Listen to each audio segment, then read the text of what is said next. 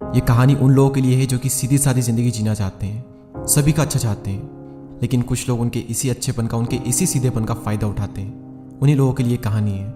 एक बार गौतम बुद्ध अपने कुछ शिष्यों के साथ में बैठे हुए थे और तभी राजा अजातशत्रु वहाँ पहुँचते हैं और भगवान बुद्ध से कहते हैं, जब से मैंने आपके द्वारा बताए गए मार्ग पर चलना शुरू किया है तब से कुछ लोग मेरी शांति का गलत फ़ायदा उठा रहे हैं। जब मैं आपके द्वारा बताए गए मार्ग पर नहीं चलता था तो सब मुझसे डरते थे, क्योंकि मैं एक निर्दयी था, किसी को भी सजा देने से या फिर मारने से डरता नहीं था। लेकिन जब से मैं आपका अनुयायी बना हूँ, किसी पर गुस्सा नहीं करता हूँ। मैं एक बहुत ही शांत इंसान बन गया हूँ, हर इंसान को दया की भावना से देखता हूँ। लेकिन कुछ लोग मेरी इसी शांति का फ़ायदा उठा रहे हैं और भगवान, इससे तो मेरा राज्य खतरे में पड़ सकता है, बल्कि खतरे में पड़ रहा है और इसकी वजह से मुझे कई सारी समस्याओं का सामना करना पड़ रहा है। तो अब ऐसे में आप ही बताइए कि मैं करूँ तो करूँ क्या। और ये सब सुनने के बाद भगवान बुद्ध ने उस राजा को एक कहानी सुनाई और वो कहानी कुछ इस प्रकार है। एक बार की बात है, एक गांव के पास एक घना जंगल था और उस जंगल में एक बहुत ही सुंदर पेड़ था, लेकिन उसी पेड़ के नीचे एक सांप का बिल था और वहाँ एक बहुत ही जहरीला सांप रहता था और वो सांप कई बार तो बिना किसी कारण के लोगों को डस लेता था। जरा सी हलचल होती वो बाहर आता और लोगों को डस लेता था और कई बार उसके डसने की वजह से लोगों की मौत तक हो जाती थी और इसीलिए हर कोई वहाँ जाने से डरता था। लेकिन एक दिन एक साधु उस गाँव से गुजर रहे थे और गुजरते गुजरते उनकी नज़र उस सुंदर पेड़ पर पड़ी और उन्होंने निश्चय किया कि वो आज इस पेड़ की छांव में ध्यान करेंगे। वो उस पेड़ के पास में जाकर बैठे और तभी एक आदमी की नज़र उस साधु पर पड़ी। वो आदमी साधु के पास गया और बोला, महात्मा आप यहाँ क्या कर रहे हैं? सब लोग यहाँ आने से डरते हैं और जो भी आता है वो चुपचाप निकल जाता है। क्या आपको नहीं पता कि यहाँ पर एक बिल है जिसमें एक बहुत ही जहरीला सांप है, जिसके काटने की वजह से कई बार लोगों की मौत तक हो जाती है? ये सुनकर वो साधु मुस्कुराए और ध्यान करने के लिए बैठ गए और जब वो ध्यान कर रहे थे तब थोड़ी देर में वो सांप बिल से बाहर निकला और फुफकारने लगा। उस सांप के फुफकारने की आवाज़ से वो साधु ध्यान से उठ गए और उन्होंने देखा कि वो सांप उन्हें डसने ही वाला है। तभी साधु ने उस सांप की आंखों में देखा और आंखों में देखकर एक मंत्र बोला और मंत्र बोलकर उस सांप को अपने वश में कर लिया और उस सांप से बात करने लगा। और तभी उस सांप ने कहा, महात्मा आपको मुझसे डर नहीं लगता? हर कोई मुझसे डरता है और कई लोग तो मेरे डर की वजह से यहाँ पर आते तक नहीं है। ये सुनकर वो संत मुस्कुराए और बोले, इसमें डरने की क्या बात है? मैं किसी चीज़ से नहीं डरता, बल्कि मौत से भी नहीं, और बल्कि डरते तो तुम हो कि तुम्हें कोई मार ना दे, इसलिए तुम लोगों को डसते हो। और ये सुनकर वो सांप दंग रह गया और बोला, महाराज यहाँ पर जो कोई भी आता है, कुछ लोग तो मुझे मारने की कोशिश करते हैं और कुछ लोग मुझसे डर करके भाग जाते हैं, लेकिन मुझे आज तक आप जैसा कोई नहीं मिला जो कि मुझसे भी ना डरता हो। और ये कहकर उस सांप ने अपना सर साधु के कदमों में रख दिया और बोला, महात्मा आपने बिल्कुल सही कहा कि डरता तो मैं हूँ और अपने डर की वजह से मैं लोगों को मार देता हूँ। मुझे ऐसा नहीं करना चाहिए था।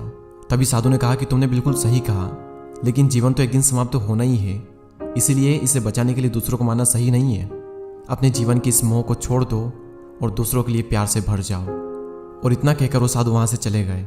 लेकिन उस साधु की बातों से वो सांप बहुत ज़्यादा प्रभावित हुआ और उसने फैसला किया कि आज से वो किसी को भी नहीं डसेगा, अपने क्रोधी स्वभाव को भी त्याग देगा और दूसरों को काटना भी बंद कर देगा। लेकिन इस सब का नतीजा जो था वो बिल्कुल उल्टा निकला। जब लोगों को पता चला कि वो सांप अब किसी को भी नहीं काटता है, किसी को भी नहीं डसता है, तो लोग उसका गलत फायदा उठाने लगे। जो भी लोग उसे डरते थे, जो उससे दूर भागते थे, वो उसे पकड़ने लगे। लोग उसे खरोंचते, उसे चोट पहुंचाते और कुछ लोग तो उसे पकड़ करके पेड़ पर पटकने लगे। और इस सब की वजह से वो सांप हमेशा घायल या चोटिल ही रहता। वो अपनी जिंदगी से बहुत दुखी था और वो अपने जीवन के सबसे कठिन दौर से गुजर रहा था। लेकिन एक दिन फिर से वो साधु उस गाँव में आया और उसी पेड़ के नीचे ध्यान करने के लिए बैठ गया और तभी उसकी नज़र उस सांप पर पड़ी और उस सांप को इतनी बुरी हालत में देखकर वो हैरान हो गए। उन्होंने उससे पूछा, दोस्त तुम्हारी इतनी बुरी हालत किसने की? किसने चोट पहुंचाई तुम्हें? और तभी उस सांप ने कहा कि हे महात्मा, आपने मुझे अपने क्रोधी स्वभाव को त्यागने और दूसरों को काटने के लिए नहीं कहा था, और जब से मैंने अपने क्रोधी स्वभाव को त्याग कर शांति को अपनाया है, तब से कुछ लोग मेरा गलत फायदा उठाते हैं। अब कोई मुझसे नहीं डरता और कई लोग मेरी इसी शांति का गलत फायदा उठा रहे हैं और इसीलिए मेरी जिंदगी अब बहुत कठिन हो चुकी है और शायद अब कुछ दिनों बाद मैं मर भी जाऊं। और ये सब सुनने के बाद में साधु बोले, दोस्त मुझे ऐसा लगता है कि तुमने मेरे उपदेश का गलत अर्थ निकाल लिया है। मेरे कहने का मतलब था कि बेवजह दूसरों को मत काटो, लेकिन अपनी आत्मरक्षा के लिए मैंने तुम्हें फुफकारने से मना नहीं किया था। और ये पूरी कहानी सुनाने के बाद में भगवान बुद्ध ने अजातशत्रु से पूछा, तो क्या समझे इस कहानी से? शायद तुम भी मेरे उपदेश को उस सांप की तरह गलत तरीके से ले रहे हो।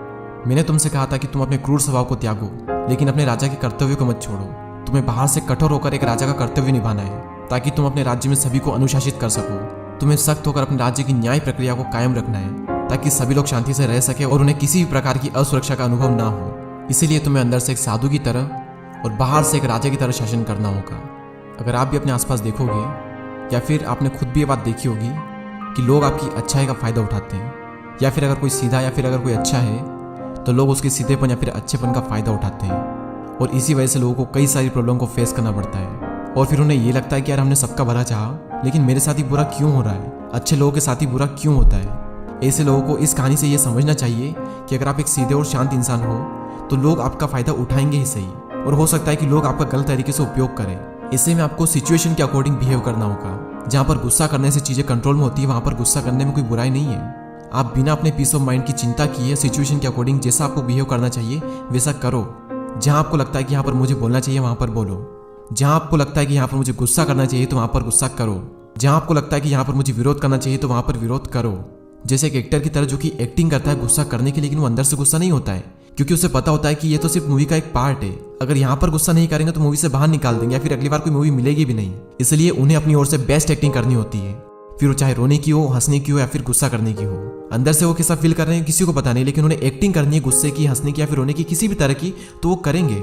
ठीक उसी तरह अगर आपको इस युग में सही से जीना है तो सारे रूल्स को भुला करके परिस्थिति के हिसाब से आपको एक्ट करना होगा।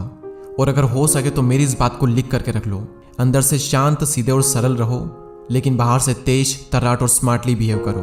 ये कहानी और अगर ये वीडियो पसंद आया हो तो इस वीडियो को शेयर करें उन लोगों के साथ में जिन्हें आपको लगता है कि ये बहुत सीधे हैं और लोग इनकी सीधेपन का फायदा उठाते हैं। और ऐसे ही और वीडियोस को देखने के लिए सब्सक्राइब करके बेल आइकन को प्रेस करें।